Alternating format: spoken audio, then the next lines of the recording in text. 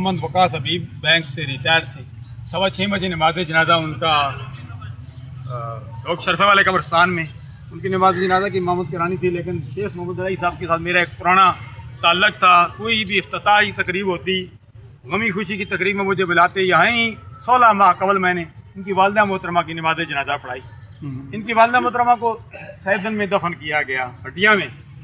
آج ان کی نماز جنازہ یہاں ہوگی اور ان کو کام سیٹ یونیورسٹی کے سامنے دفن کیا جائے گا. کئی جنازے یہاں ایک ہی وقت میں عظیم عالم دین، روحانی شخصیت خواجہ پیر عمر القادری فلواری اسلام آباد میں ابھی نماز جنازہ ان کا انجینئر مفتی محمد طیب میلادی گولڈ میڈلسٹ وہاں جنازے پر گئے ہوئے ہیں.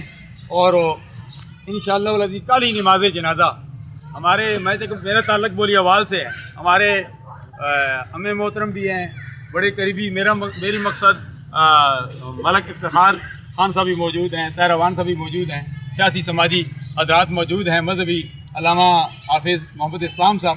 میری مراد بولیوال میں کال ملک محمد نثار تحصیلدار کی نماز جنازہ ہے 10 بجے.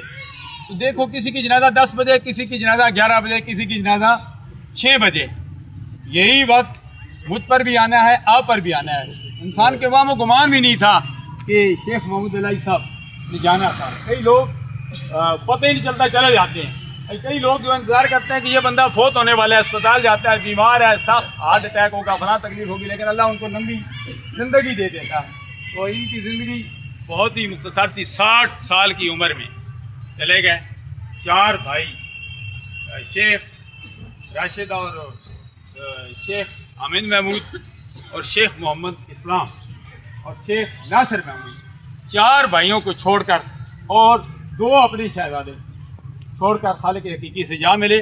اللہ تبارک و تعالی مرحوم کی آنے والی منزلیں آسان فرمائے، تمام پسماندگان کو صبر جمیل عطا فرمائے.